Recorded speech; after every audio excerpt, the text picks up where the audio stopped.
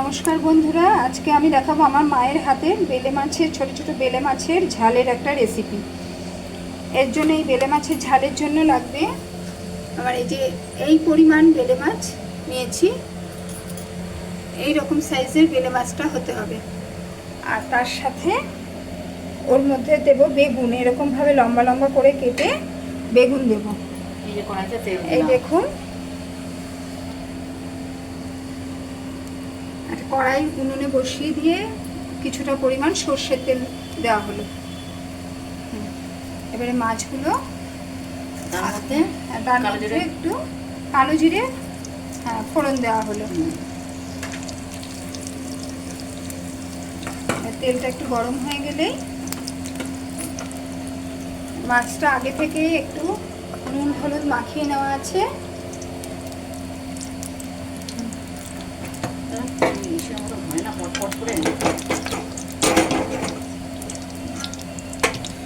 তেলটা গরম হয়ে এসছে।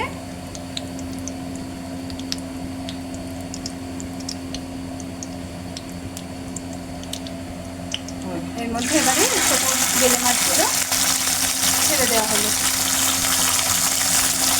হালকা করে ভেজে নিতে হবে। এই ছোটো মাছের রেসিপি আমিও রান্না করি। আজকে আমি আমার মায়ের কাছে এসে রেখে এগুলো সবই আমার যে কটা রান্না দেখাবো, বেলে মাছ, কুমড়োর দানা, সব কটাই আমার মায়ের হাতে রেসিপি দেখাবো। আর এরপরে দেখাবো ইলিশ মাছের একটা রেসিপি। সব কটাই আজকে আমার মায়ের হাতে রেসিপি তুলে নিয়ে যাচ্ছি, আপনাদের সঙ্গে শেয়ার করবো। দেখি এই বেলে মাছটা রান্না করার জন্য এই দেখুন, শিলনোড়ায় একটু কালো জিরে নিয়ে নেওয়া হলো, কালো জিরে কাঁচা লঙ্কা নেওয়া হলো। এই যে কালো জিরের মধ্যে 5টা কাঁচা লঙ্কা দিয়ে দিলাম। মাছের পরিমাণ অনুযায়ী লঙ্কা বাড়াতে পারেন। হ্যাঁ, আজকে শিলনোড়াতেই বাটা হচ্ছে, এটা অনেকে মিক্সিতেও বেটে নিতে পারে। হ্যাঁ করে রাখে, না না এইগুলোকে পরে এডিট করে করে একদম পরপর করে সব যাবে, এইভাবে তো যাবে। এই দেখুন মাছটা ভাজা হয়ে এসছে। আর এখানে আমার মায়ের যে শিলে বাটনাটা বেটে নিচ্ছে। শিলে বাটা মশলার টেস্টই আলাদা মিক্সির থেকে।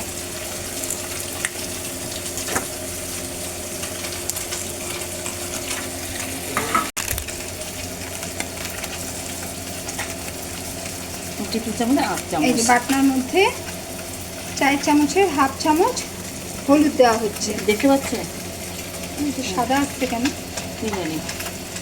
হলুদ দেওয়া হলো।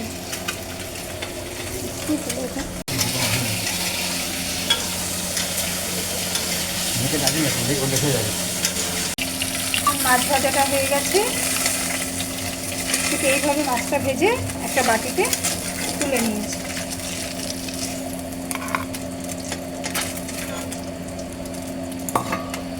এবার ওই তেলের মধ্যে বেগুন দেওয়া হলো, কাটা বেগুনটা দিয়ে দেওয়া হলো।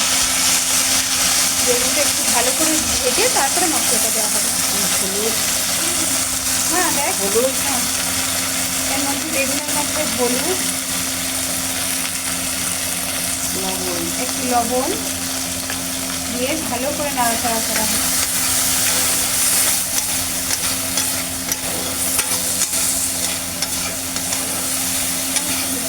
ভালো করে ভাজা ভাজা করে নিতে হবে। এখানে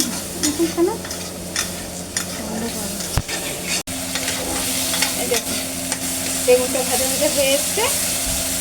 বেশিক্ষণ লাগবে না, বেগুনটা এমনি নরম জিনিস, তাড়াতাড়ি হয়ে যাবে ভাজা।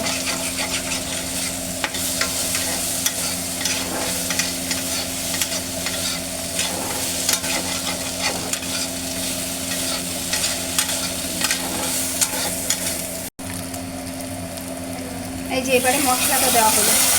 কালো কাঁচা লঙ্কা যে বেটে রাখা হয়েছিল ওর মধ্যে একটু হলুদ মিশিয়ে দেওয়া হয়েছিল। এই যে মশলাটা দেওয়া হলো।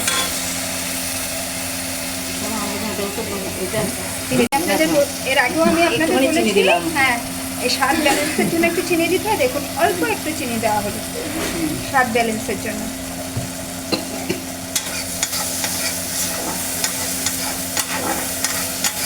ডাকনার মধ্যে একটু লবণ দিয়ে দেওয়া হয়েছিল।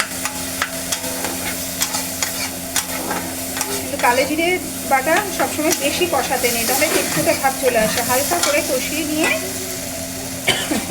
এই যে এরকম মাখা মাখা হয়ে আসবে, কড়াইয়ের সাথে লেগে যাবে না মশলাটা, তখনই জল দিয়ে দিতে হবে।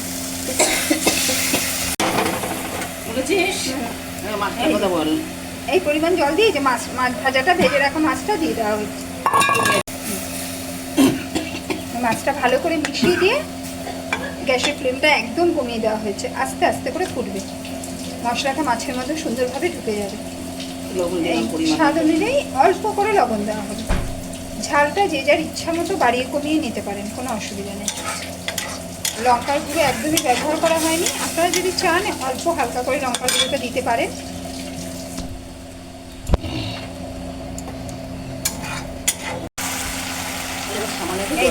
এবার সামান্য অল্প করে জল দেওয়া হলো।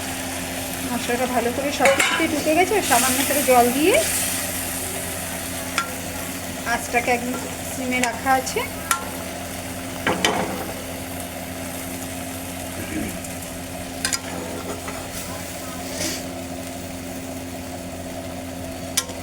বেলে মাছের ঝাল আমাদের একদম বলতে গেলে রেডি হয়ে গেছে। এবার নামিয়ে নেওয়া পালা। এই দেখুন বেলে মাছের ঝালটা পরিবেশন করার জন্য একেবারে রেডি। গরম ভাতে এই ঝাল দিয়ে খাওয়া হয়ে যাবে।